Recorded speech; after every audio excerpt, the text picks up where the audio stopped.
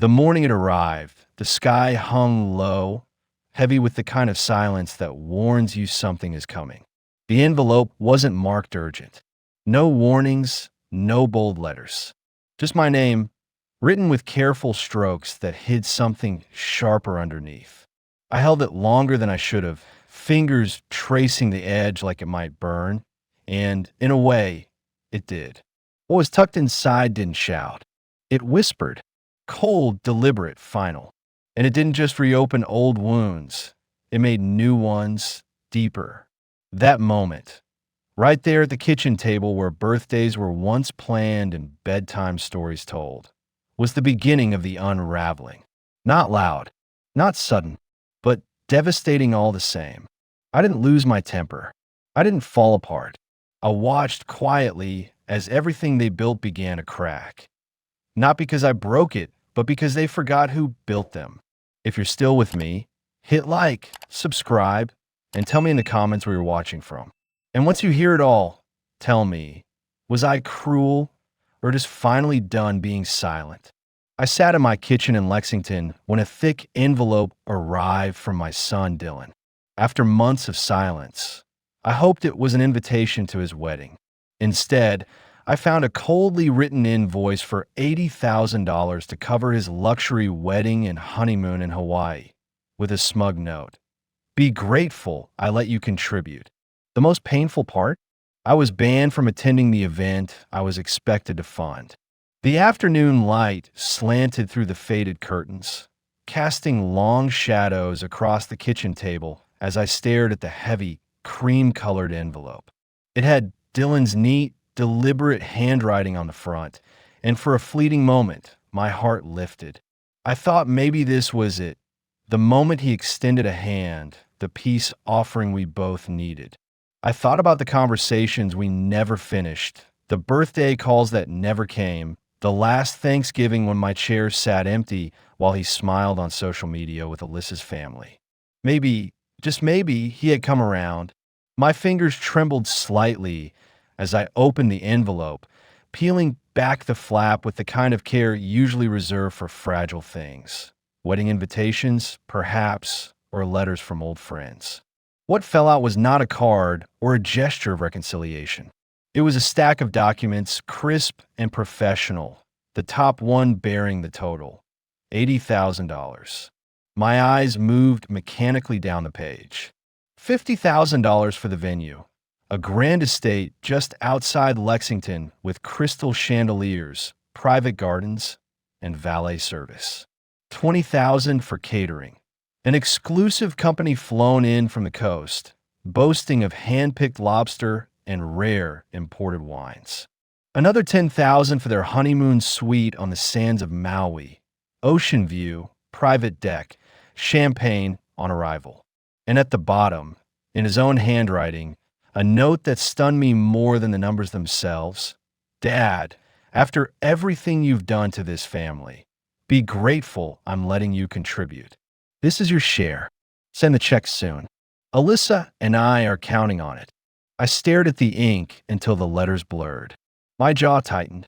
My first instinct was disbelief. I reread the message again, hoping I'd misunderstood it. Be grateful? Banned from the wedding, yet asked to pay for it? It was more than gall. It was betrayal. My hand closed into a fist, crumpling the letter. I felt the anger rise like a wave, hot and sudden, threatening to crash over me. But then I stopped. I opened my palm, flattened the paperback out against the table. Not yet. Not like this. I wouldn't let fury consume me.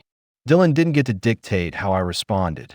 I stood up slowly, the ache in my knees reminding me that I wasn't as young as I used to be. I walked to the sink and splashed water on my face, letting the cold jolt me back to the present. In the window's reflection, I saw a man I barely recognized, graying hair, weary eyes, shoulders slightly slumped. But beneath that, there was still steel, still something unshakable. I remember the early days after Marissa passed in 2015, how I worked overtime for months to keep the mortgage paid, how I skipped meals to pay for Dylan's textbooks, how I sat through every school play, every baseball game, cheering with a hollow heart and a forced smile. Dylan never understood that kind of love. Or maybe he had forgotten. I returned to the kitchen table, sat down, and picked up the old pocket watch that had belonged to my father. I used to wind it every Sunday morning before church.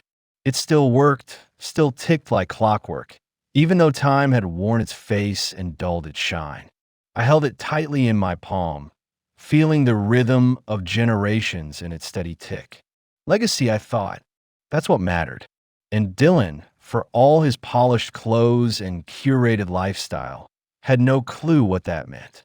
He came into this world screaming, 5 pounds and 10 ounces of need, and I was there. Every step, every fall, every fever at 2 a.m. after Marissa passed. It was me. When he asked why his mother wasn't coming back, it was me who answered, me who held him through nights he doesn't even remember. And now, that same boy had grown into a man who believed his image, his lifestyle, his curated perfection meant more than the man who raised him. Still, I didn't yell. I didn't call. I didn't even text. Rage would be too easy, and it would let him feel superior when he dismissed me as bitter or old-fashioned. No, I needed something better. Precision. Control. I had learned long ago that the most powerful reactions were not loud. They were quiet, deliberate, and unshakable. I poured a cup of stale coffee and sat in the dark, only the glow of the microwave clock reflecting off the kitchen window. The silence was thick, but inside me, something had shifted. I wasn't going to let him use me and walk away. I wasn't going to let this insult define the closing chapters of my life. Dylan had made a calculated move. Now was my turn. I brought the laptop down from the hall closet, brushed off the dust, and plugged it in. It took a few minutes to start up, the familiar hum comforting in a strange way, like an old friend who didn't ask questions. I typed slowly at first, searching wedding vendors, typing in the name of the venue listed on the bill, Ashford Estate. It was real, all right. Pictures of a mansion with white marble floors, a sweeping staircase, grand chandeliers dripping with crystal, a courtyard meant for champagne toasts and Instagram backdrops. It wasn't a wedding, it was a movie set. Dylan wanted to play Prince, and I was expected to fund the castle. I dug deeper. The caterer, the photographer, the florist, each one more extravagant than the last. But it wasn't Alyssa's profile that revealed the most. Dylan's was locked tight, but she couldn't resist flaunting their life. She posted it all. Blessed, dream come true. Can't wait to marry my soulmate at Ashford. One post even listed the date. November 15th, just 3 weeks away. I jotted it all down in a notebook, each detail sharpening the edges of my plan. This wasn't just about the money anymore. This was about showing Dylan that choices have consequences, and that no matter how far he thought he'd risen above his roots, he'd never be too successful to be humbled. I knew Dylan. I had raised him. I knew how much he valued control, appearances, and how little he tolerated disruption. If I wanted to reach him, I had to shake the illusion he lived in, not through confrontation, but by shaking the very foundation he was building his fantasy on. I couldn't just withhold the money. That would get a snide email and a block number. No, I had to insert myself, whether he wanted me there or not, and I had to do it in a way that he couldn't ignore. I stared at my notebook. Venue. Vendors. Date. Guest list estimated at 200. Catering confirmed. Photographer identified. Then I circled one name I hadn't yet focused on. Elliot Crane, the wedding planner. If anyone knew the pressure points, it would be him. And if Dylan had told him I was the one paying, then I had leverage. I searched for Elliot's business online, found his website, and dialed the number listed. It rang twice before a voice answered, smooth and practiced. Elliot Crane Events. This is Elliot speaking. How may I help you? I paused for just a second, then responded clearly. Hi, Elliot. This is Raymond Blake. I'm Dylan Blake's father. The line went silent for a moment before he recovered, his tone brightening. Oh, Mr. Blake, so good to finally hear from you. Dylan mentioned you'd be handling payment for the event. We're thrilled to have you on board. When Elliot emerged to greet me, he extended a well-manicured hand and gave me a grin that would have seemed warm if I hadn't already known the price tag behind it. Mr. Blake, he said, ushering me into a private meeting room with a long walnut table and soft leather chairs. It's so good to finally put a face to the name. Dylan's mentioned you were excited to be part of this beautiful event. I smiled politely, but said nothing. I waited until we sat, and he pulled out the wedding binder, flipping to the breakdown of costs. 80,000 covers everything, he said cheerfully. Venue, catering, floral design, entertainment, the honeymoon accommodations. It's all been curated to match Dylan and Alyssa's vision. You must be very proud. I leaned forward, placing both hands on the table. Elliot, I said evenly, did Dylan also mention that I'm not invited to this wedding? His hands paused mid-page. His eyes flicked to mine, confusion replacing confidence. Excuse me? I repeated the question. Did Dylan tell you he banned me from the wedding? That I received a bill instead of an invitation? The silence between us was heavy, thick with understanding. He cleared his throat, setting the binder down carefully. No, he said slowly. No, I wasn't aware of that. I assumed the usual dynamics. I apologize. I didn't let up. Then let me be very clear. I'm not writing a check. Not today. Not ever.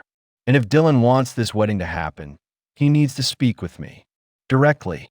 Until then, I would advise you to hold off on all further arrangements. No more commitments, no additional deposits, no final payments. Do I make myself clear? Elliot nodded, subdued now. Crystal clear, Mr. Blake.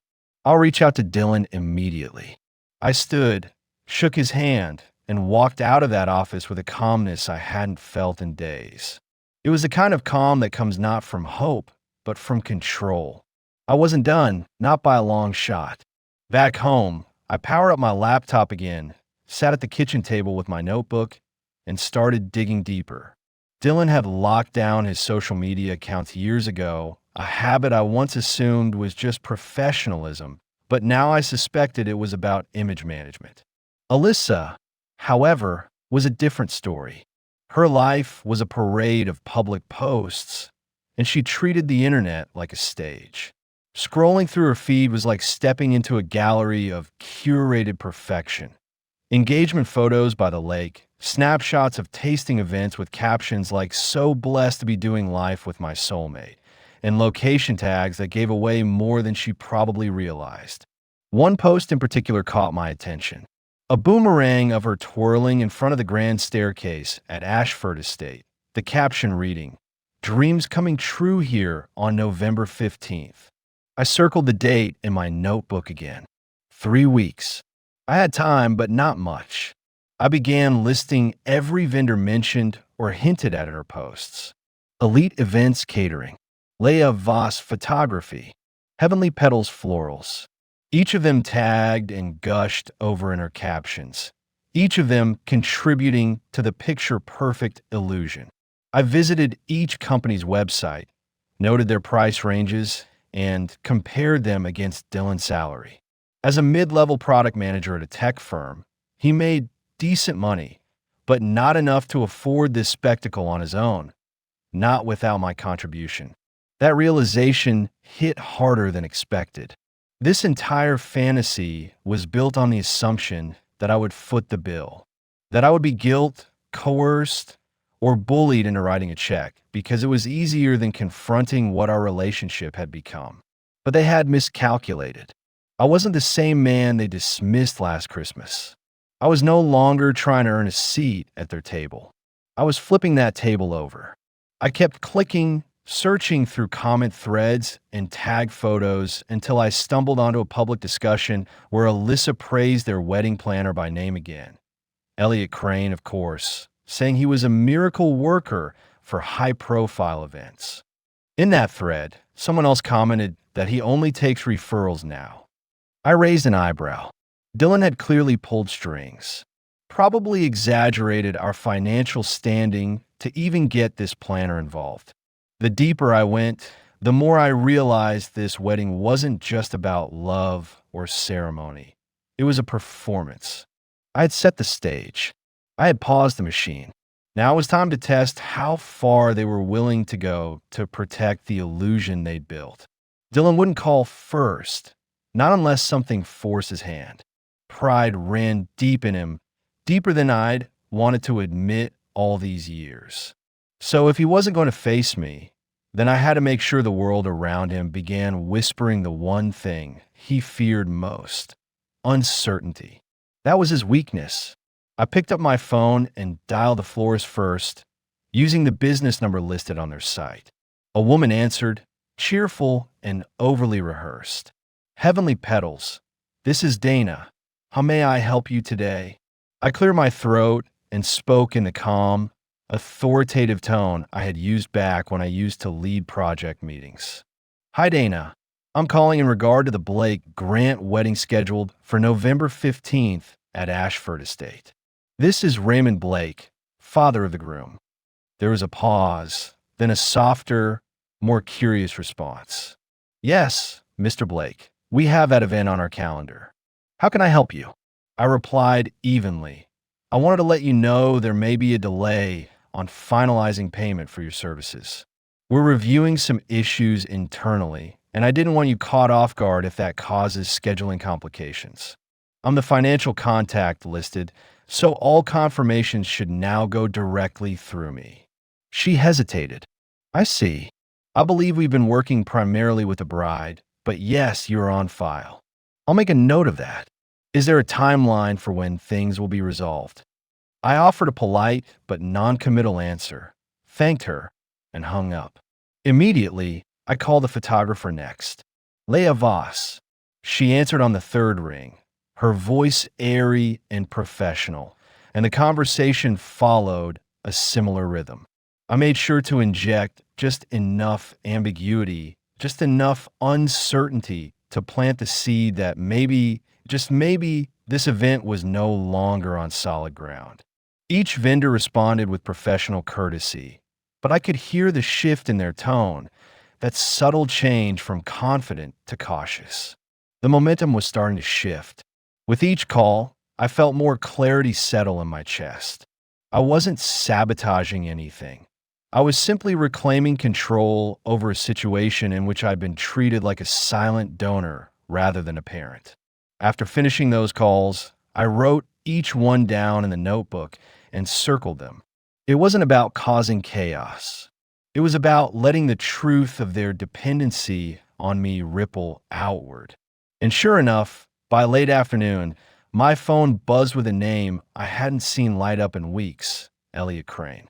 I let it ring twice before answering. Mr. Blake, he said, his voice now devoid of the cheer from our first meeting. I just got off a very tense call with Dylan. It seems he was unaware that you had asked to delay payments with several vendors. He's quite upset. I let that hang in the air before replying. Good. He should be. This is the first time he's had to deal with the consequences of cutting someone out of his life while still expecting their support. Elliot exhaled quietly, then said, I told him the contracts won't move forward without your authorization. Most vendors have holding deposits, but if the balance isn't settled soon, they'll start pulling out. Do you want me to arrange a meeting between you and your son? I didn't even need to think. No. If Dylan wants this wedding, he knows where I live. I hung up without another word. That night, I made myself a simple dinner, nothing fancy, just pasta and butter and a few frozen vegetables tossed in. I sat in the quiet and ate slowly, letting the silence do what it does best, reveal what matters. I thought back to a moment that had replayed in my mind since this all began, one I hadn't shared with anyone. It was the week after Marissa's funeral. Dylan had stood in the hallway, face still swollen from crying, but his voice sharp with blame. You should have made more money, Dad, he'd said. We could have gotten her better treatment if you had tried harder. The plans were wobbling. Now it was only a matter of time before the facade cracked wide open. Still, I knew I couldn't let the pressure sit too long without reinforcement. Dylan was stubborn, but Alyssa was calculating. She'd try to salvage the optics, spin it, maybe even manipulate some payment from another source. What I needed now wasn't just disruption. I needed documentation. I needed eyes, ears, and proof in case this whole circus took an uglier turn. That's when I thought of Gavin Russo. He hadn't crossed my mind in years, not since Dylan cut him off after college. They were inseparable once, two kids who grew up on the same block, riding bikes to the corner store and pulling harmless pranks on neighbors. Gavin was the one who stayed behind when Dylan moved on. He was the one Dylan left in the dust the moment ambition required clean lines and shinier friends. But I never forgot what Gavin meant to our family. When his parents split, I let him crash on our couch for 3 weeks.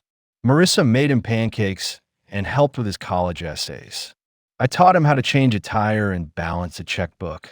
He used to call me Mr. B, and despite the years, I still had his number stored on my phone. Without hesitation, I scrolled to his name and hit dial. The line rang 4 times before I heard a familiar voice, cautious but not cold. Gavin Russo, he answered. Hey, Gavin.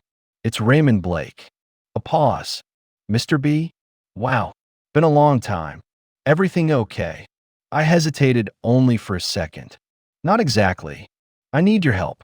I heard you're doing some private investigation work now. Photography too, right? He chuckled softly, the sound carrying a thread of warmth. Yeah, I do both. You always knew I had a nose for trouble. What's going on? I laid it out plain. No dramatic flourishes. Just facts. I told him about the wedding, the bill, the ban, the calculated exclusion, followed by the $80,000 demand. He whistled low into the phone. That sounds like Dylan, all right. Guy ghosted me the day I refused to fake a reference letter for his first job out of college. Said I didn't match his vision anymore. Yeah, I replied. Sounds familiar. What do you need? He asked. I didn't hesitate. Photos. Footage if possible. I need someone to document what's happening from the outside. Vendors leaving, guests confused, whatever you can get. I need leverage. Not for revenge. Just to protect myself in case this escalates. Gavin's voice turned serious. Say no more. I owe you, Mr. B. After my dad left, you and Marissa gave me more stability than anyone. I'll do whatever you need. Where should we meet? I told him to meet me at the old cafe on Broadway in an hour. We hung up, and I dressed quickly, layering my jacket over my sweater as I headed out into the wind. The leaves skittered across the sidewalks like whispers, and I could feel the weight of the past few days pressing behind my ribs as I drove. The cafe hadn't changed. Same dusty windows, same chalkboard sign out front with the daily special. Gavin was already there, seated in the corner with a coffee and a camera bag at his feet.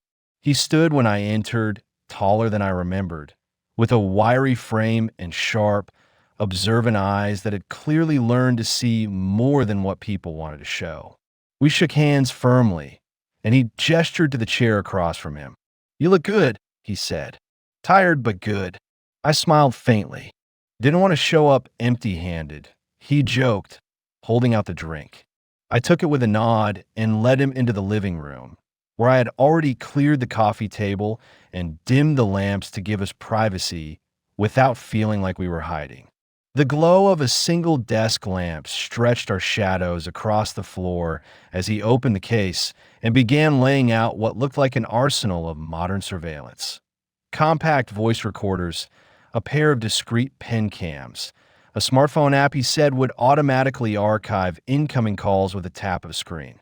He didn't just bring tools, he brought knowledge, and for the first time in weeks, I felt less like a father fighting alone and more like a strategist preparing with purpose. We're not breaking any laws, he assured me as he powered on a slim audio recorder. Kentucky's one-party consent. As long as you're part of the conversation, you're covered. Just hit this button when it rings and keep your phone close. If he starts calling, you want everything documented. I nodded, picking up the device and feeling its weight in my hand. It was light, almost fragile, yet somehow steadier than the foundation my son had left me standing on. Gavin demonstrated how to use each piece, placing one of the pen cameras on the bookshelf across the room and syncing it to his phone. The image was sharp and steady, the audio crisp even from across the living room. If they show up here, we record. If you get a call, we record. No matter how calm or emotional it gets, stay level. Truth doesn't need volume, just clarity. I appreciated the way he said it. Not like a soldier giving orders, but like a student who had studied pain and wanted to help others survive it.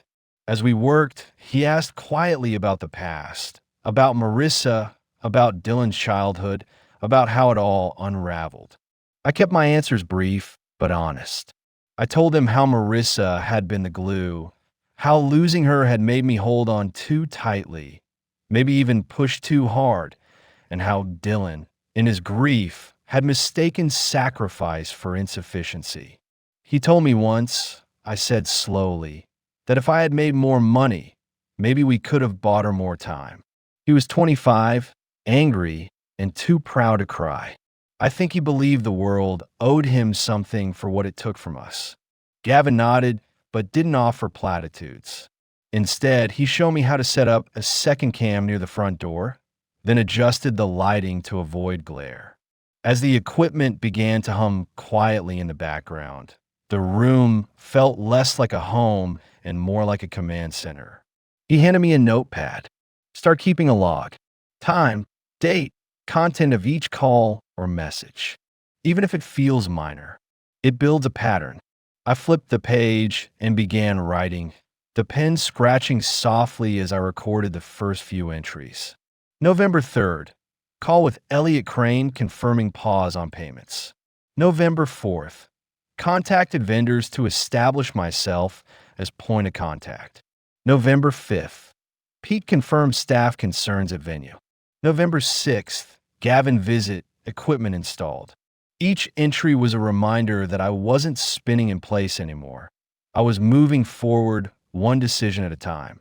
Gavin stayed for an hour, reviewing positioning, checking angles, and syncing backup storage to a secure cloud in case anything happened to the devices. Before he left, we sat quietly for a few minutes, sipping the last of our lukewarm coffee and watching the rain trace slow lines down the living room window. "You sure you're ready for this?" he asked, his voice low. Once the pressure builds, people get ugly, especially when their image starts cracking. I met his gaze and answered without hesitation. I buried my wife. I raised a son alone. I worked jobs that broke my back and stole my time, so he could have something better. I've lived through worse than someone's temper tantrum. I'm ready. He smiled faintly, stood, and packed up his gear. Call me if anything shifts. I'll start shadowing the venue in a couple of days. If anything happens worth capturing, you'll have it before they know what hit them. I walked him to the door, thanked him again, and stood for a moment as the rain soaked his shoulders while he jogged back to his car. Then I locked the door and turned off the porch light. Inside, the house felt different. Still quiet, still old, but no longer powerless.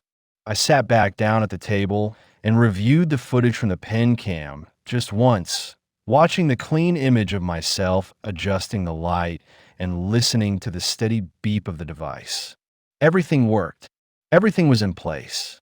That night, I moved slower through the house, locking windows, turning out lights, and checking each camera one last time. I wasn't being paranoid. I was being prepared. For years, I had let guilt and grief steal my voice. Gavin had kept me updated with photos and brief texts. He visited the Ashford estate twice, once blending in as a curious tourist during a mock setup, and once disguised as a vendor's assistant helping with early floral arrangements. He captured it all. Half-set tables, planners with furrowed brows, whispers exchanged in corners. He even overheard the estate manager mention payment complications to a frustrated assistant. That phrase alone told me everything I needed to know. Word had spread. The financial foundation Dylan built his vision on was cracking, and it was only a matter of time before he realized I was the one holding the final nail. Still, no call came. Not until the third night, when the phone finally buzzed just after 9. I was in the middle of preparing tea when I saw his name flash across the screen. I let it ring 4 times, just as Gavin instructed to keep the upper hand. Then I pressed record on the device beside me and answered calmly. "Hello, Dylan." I said, my voice steady. There was a moment of silence, then a burst of irritation. "Dad, finally. What the hell is going on? Mark says you're refusing to pay. He says the vendors are threatening to cancel. Are you sabotaging our wedding?" I didn't raise my voice. I didn't stumble. I stood there with the kettle whistling behind me and answered evenly. "You banned me from your wedding. Then you sent me an $80,000 bill with a handwritten note telling me to be grateful. That's not family, Dylan. That's a transaction." He scoffed, his tone defensive. "Look, it's not like that. You're twisting this. Alyssa's friends, our crowd, it's complicated. You being there just didn't fit the vibe." I raised an eyebrow, even though he couldn't see it. "Didn't fit the vibe." I repeated. "I'm your father. I raised you, paid your tuition, sat beside your mother while she died, so you wouldn't have to see it.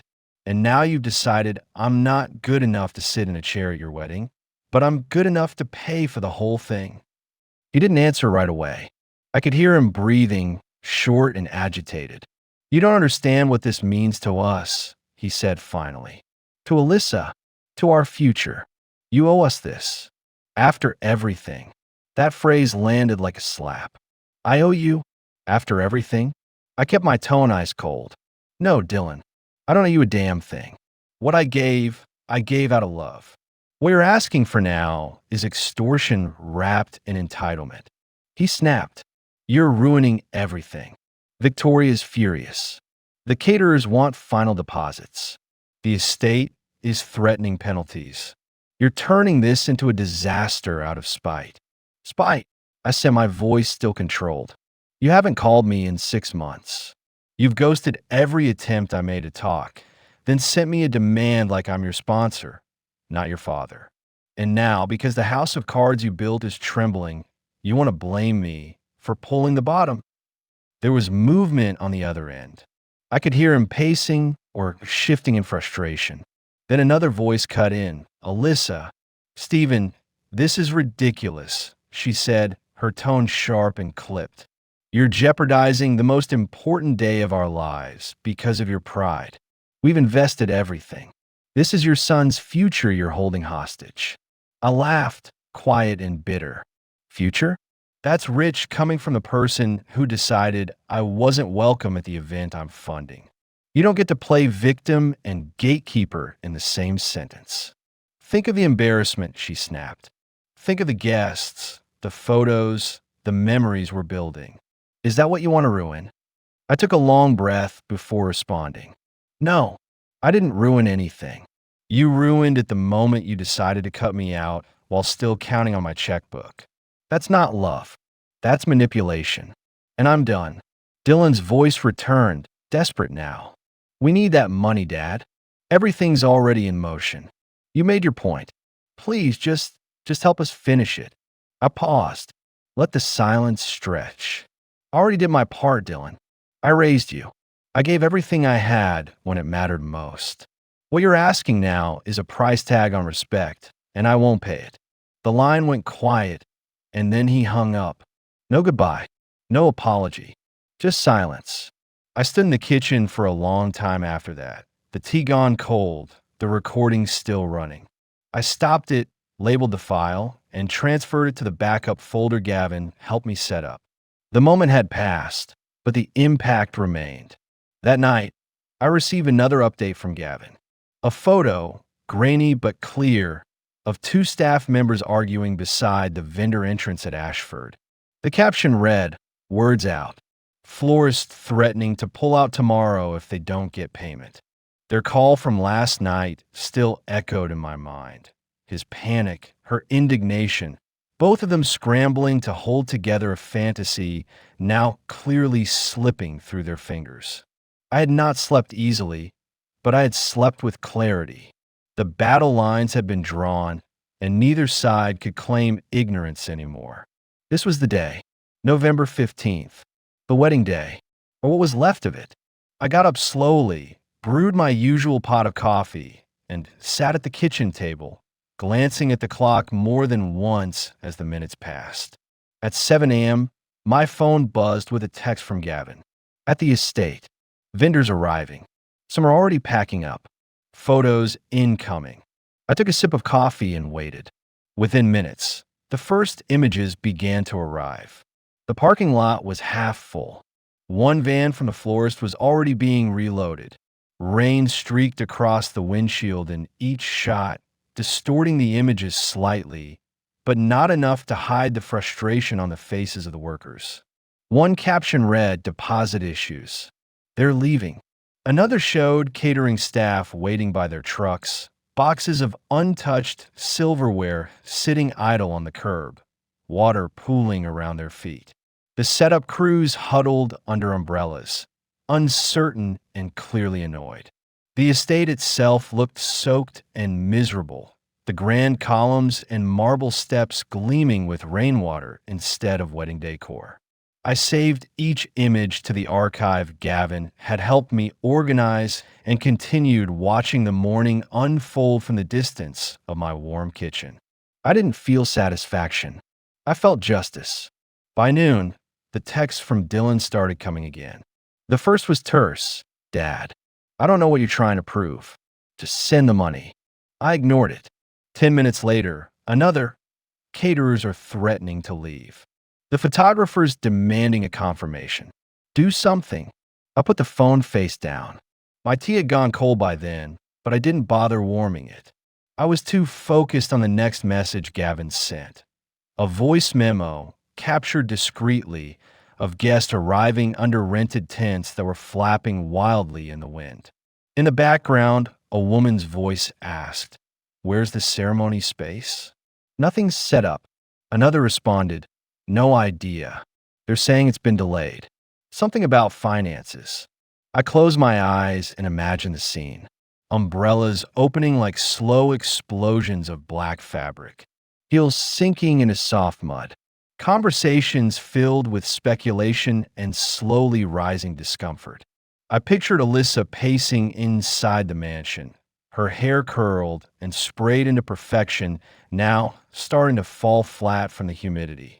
I pictured Dylan trying to call Elliot, try to bargain with vendors, trying to piece together a structure that no longer had a foundation. At 1:30, Gavin sent another photo. This one was taken through a window into one of the mansion side rooms. Alyssa, in her wedding dress, sat on a velvet chair, her face hidden in her hands. Makeup streaked across her cheeks. Behind her, Dylan stood, jaw clenched, phone pressed to his ear. I stared at that image for a long time. Not because it pleased me, but because it told the truth. This wasn't about vengeance. It was about the consequence of hubris, of exclusion, of choosing image over integrity. Around 2 p.m., my phone rang again. "Dylan." I didn't answer. A voicemail came in seconds later. I played it. His voice was raw. "Dad, please. Just send something. Anything. They're threatening to shut down the whole venue. Guests are confused. Some are already leaving. I don't know what to do." I sat still, letting his words hang in the air. Then I played the second voicemail from earlier that day. This time it was Alyssa. "This is cruel. Beyond petty. You've ruined everything. My parents are furious. Everyone's talking. Are you happy now?" I saved both recordings and added them to the file. Outside, the rain picked up, a steady downpour now pounding against the roof and making the world beyond the window look like a foggy memory. I watched as the wind scattered leaves across the yard, and I thought about all the holidays we had once shared in this house.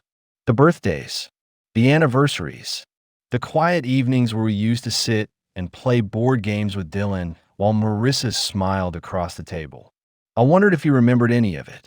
I wondered if he ever saw those moments as worth more than the staged ones he was trying to build now.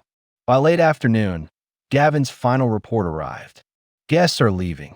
Ceremony didn't happen. Vendors started packing at 3. Estate manager is locking things down. The planner looked like he was ready to quit. It's done. I stared at the message, then turned to the stack of documents on the table. The original bill, now wrinkled and dog-eared from how many times I had read it, held it, considered it. I picked it up, lit a match, and carried it to the fireplace. The flames took quickly, curling the corners and blackening the ink. I watched it disappear piece by piece until nothing was left but ashes. I didn't say anything. I didn't feel victorious. Through the peephole, I saw them, soaked to the bone, coats clinging to their clothes, hair damp and flattened by the weather. Dylan looked older than he had just a week ago, less polished, more human, jaw clenched in frustration.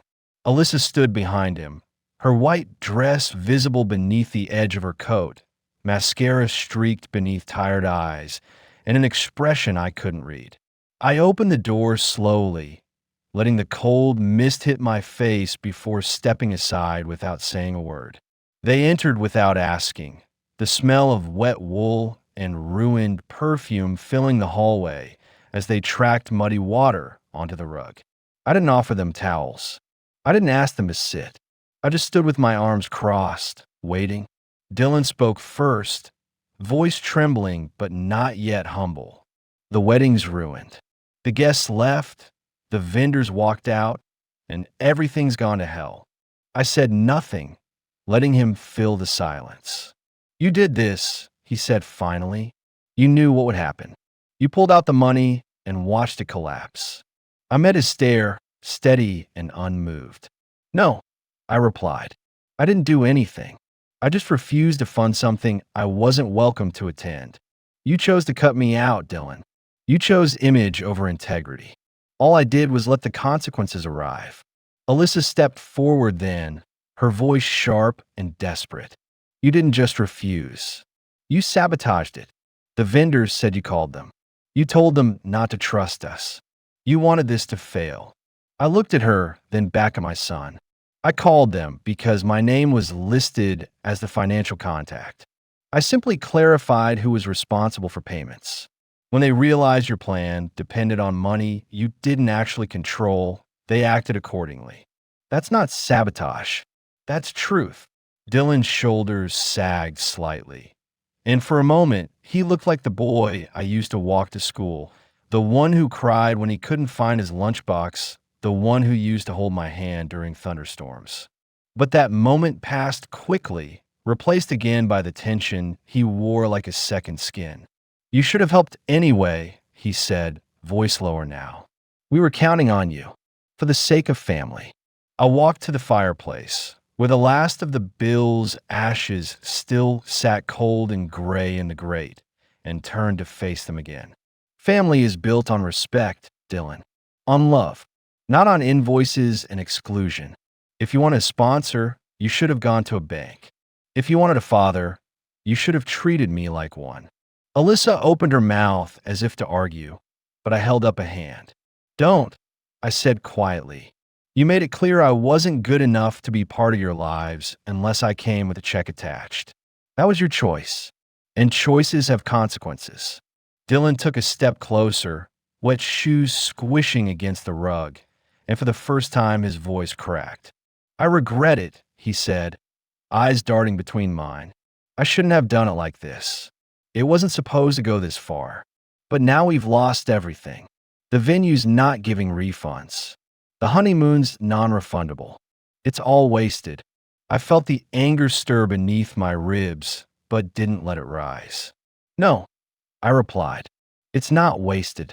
You've learned something today that no wedding planner, no designer gown, and no curated guest list could have taught you.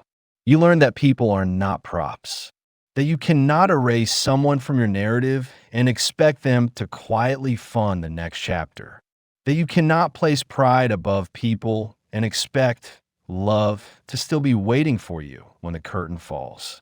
Alyssa's voice softened. Please, she said, isn't there any way to fix this? Help us recover something? I looked at her and then at Dylan. His face was no longer angry, but lost. Tired. Hollow. You're asking me to help you clean up the mess you created by treating me like a stranger, I said. You're asking me to forget the insult, erase the humiliation, and pretend it was all just a misunderstanding. But it wasn't. It was a choice. Yours. Dylan dropped his gaze, and Alyssa didn't speak again. I walked to the hall closet and pulled out 2 towels, handed them to them both, and said, dry off before you catch cold. They obeyed without question, drying their hands and faces, saying nothing. The house was silent except for the hum of the refrigerator and the ticking of the old pocket watch still perched on the mantel, its steady rhythm reminding me that time moves forward, with or without forgiveness. After a long pause, Dylan spoke again, his voice barely above a whisper. So that's it? You just want to shut the door and move on? I shook my head slowly. No, I already moved on. You just didn't notice. He looked like he wanted to say more, but whatever words were on his tongue died before reaching his lips. Alyssa adjusted her coat and placed her towel on the chair. The house was still as I stood in the hallway, listening to the final echo of the door clicking shut behind Dylan and Alyssa. The rain continued to fall in slow, steady sheets outside, a soft percussion against the windows, but inside everything was hushed, the kind of silence that came not from emptiness, but from resolution. I walked slowly back into the living room, the quiet warmth of the lamp casting long shadows across the old rug, the scent of damp wool lingering faintly in the air.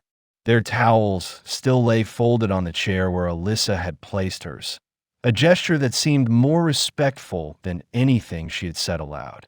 I sat down, not heavily, not with grief, but with the kind of tiredness that comes only after something long overdue has finally run its course.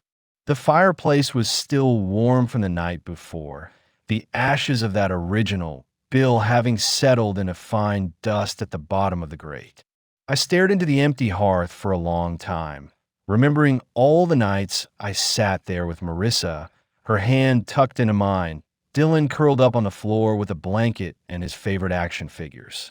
It wasn't nostalgia that stirred in me now.